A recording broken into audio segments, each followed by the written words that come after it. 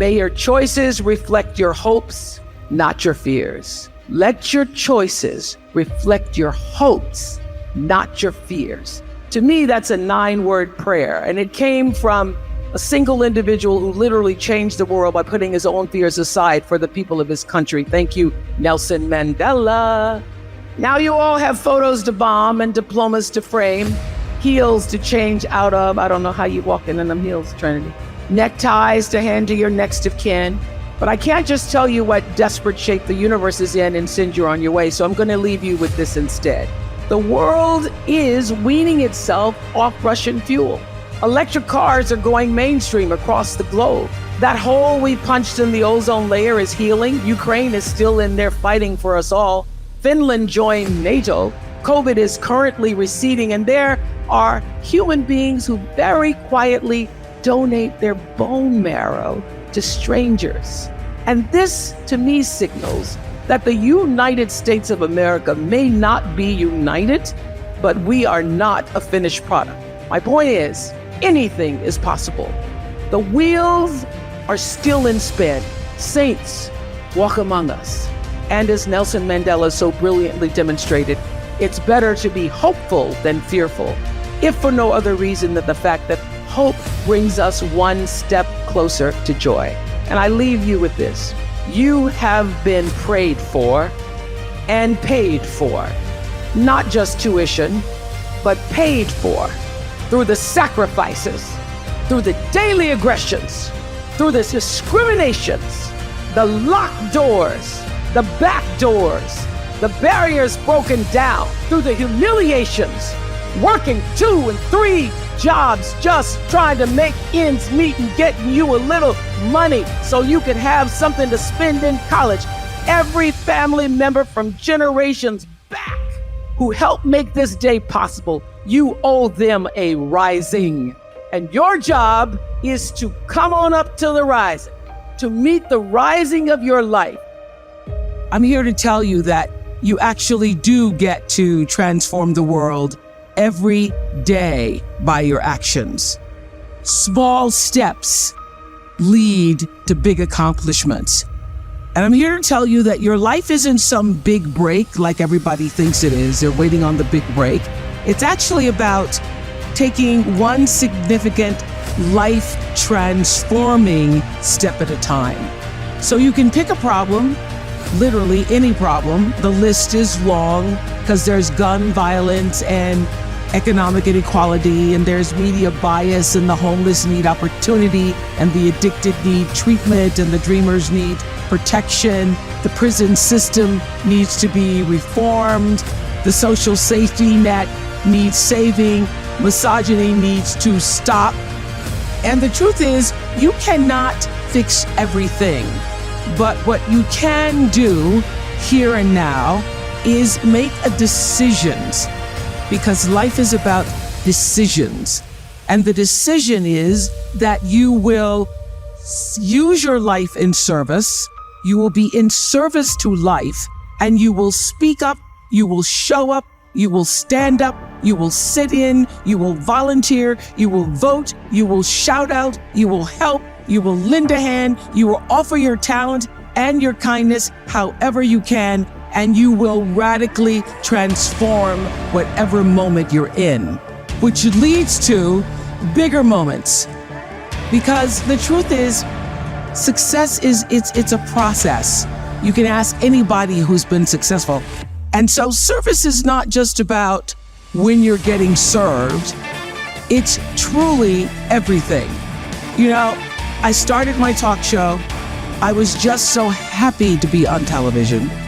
And I was one day interviewing members of the Ku Klux Klan. I thought I was interviewing them so that I could expose their vitriol to the world. I saw them giving signals to each other in the audience, and I thought, something's going on here. And I realized they were using me, they were using the platform for themselves. So I said to my producers afterwards, I'm not gonna do that anymore. Then we did a show where someone was embarrassed, and it was my fault. I was responsible for the embarrassment. For some crazy reason, we talked a man who was cheating on his wife to come to the show with the woman he was cheating on and his wife. And he said yes. And while there on live television, he says to his wife that his girlfriend is pregnant. That happened on my watch. And when that happened, shortly after I'd interviewed the clan and experienced that, I said, I'm not going to do that again. So I started to ask the question, how can I use this show to not just be a show, but to allow it to be a service to the viewer? And that question of how do we serve the viewer transformed the show.